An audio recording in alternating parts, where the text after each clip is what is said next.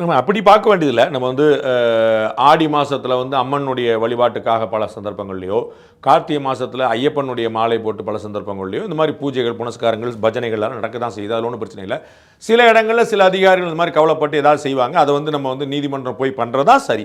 அதில் வந்து நீதிமன்றம் போய் தான் பண்ணுமாங்கிறது வழி இல்லை. நம்ம வந்து ஆடல் பாடல் நிகழ்ச்சிகள் அப்படின்னு ஒரு விஷயம் உண்டு. அது வந்து சேலம் உட்பட பல பகுதியில் வந்து ரொம்ப பேசிக்காக நடக்கும்.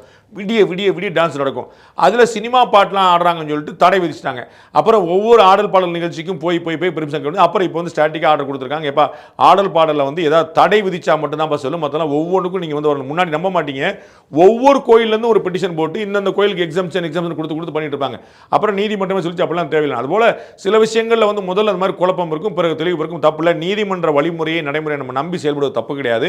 அதனால இந்து மக்களுக்கு மட்டும் கோர்ட்டுக்கு போக வேண்டியிருக்குதா அப்படின்னா அப்படிலாம் நம்ம ஃபீல் பண்ண வேண்டிய கிடையாது. அதெல்லாம் உண்மைதான், நடக்குது தான், மறுப்பதற்கு இல்லை.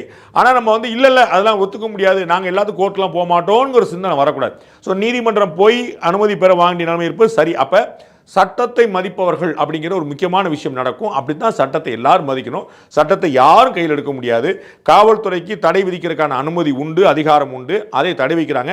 அது சட்டவிரோதமாக இருந்தால் மேலே போகலாம். நம்ம வந்து பாருங்க, ஆர்எஸ்எஸ் வந்து சரஸ்வதி பூஜை அன்னைக்கு அவங்களுடைய ஆண்டு விழாக்கு வந்து இது நடத்துவாங்க, பேரை நடத்துவாங்க. அதற்கு தமிழ்நாடு அரசு தொடர்ந்து தடை வச்சுட்டு இருக்கு. தொடர்ந்து ஒவ்வொரு வருஷம் உச்சநீதிமன்றம் போய் தடை மீறிட்டு இருக்காங்க. அப்போ காவல்துறை தன்னுடைய வேலை செய்யுது. அவங்க சரி தப்பு பொலிட்டிக்கல் மோட்டிவ் அது ஒரு பக்கம், அது வந்து சாமானிய மக்களுடைய புரிதலுக்கு உட்பட்டது, அவங்க பார்த்துக்கிட்டோம். ஆனால் ஆர்எஸ்எஸ் எங்கேயும் வன்முறை பாதையில் ஈடுபடல, தடையை மீறி போவோம்னு சொல்ல நாங்கள் அப்படித்தான் ஆர்ப்பாட்டம். அவர்கள் ஒவ்வொரு முறையும் நீதிமன்றம் போய் தான் வராங்க. அப்படித்தான் நம்ம செய்யணும். நீதிமன்ற சட்ட நடைமுறைகளை மதிக்க வேண்டும். அப்படி போறதா சரி. அப்படிப்பட்ட நிலைமை இருக்குதா அப்படின்னா உண்மைதான்.